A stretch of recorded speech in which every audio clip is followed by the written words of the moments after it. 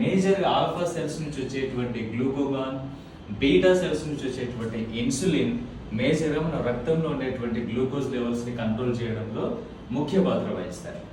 దాంతో కాకుండా delta cells ఉంటే సోమాటోస్టాటిన్ అనే హార్మోన్ రిలీజ్ చేస్తాయి.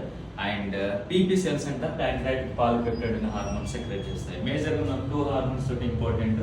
ఒకటి గ్లూకోగాన్ ఆల్ఫా సెల్స్ నుంచి వస్తుంది, and second one is the beta cells insulin release చేస్తాయి. ఈ ఇన్సులిన్ అండ్ గ్లూకోజ్ ఏ విధంగా వర్క్ చేస్తుంటే, గ్లూకోగాన్ అనే హార్మోన్ వచ్చేసి మన రక్తంలో ఉండేటువంటి గ్లూకోజ్ లెవెల్స్ ని ఇంక్రీజ్ చేస్తాయి, అండ్ ఇన్సులిన్ వచ్చేసి మన బ్లడ్ లో ఉన్నటువంటి గ్లూకోజ్ లెవెల్స్ ని డిక్రీజ్ చేస్తాయి. అందుకనే మన రక్తంలో గ్లూకోజ్ లెవెల్స్ ఎక్కువైనప్పుడు ఇన్సులిన్ అనే హార్మోన్, ఇన్సులిన్ అనే ఇంజెక్షన్స్ బయట నుంచి తీసుకుంటారు.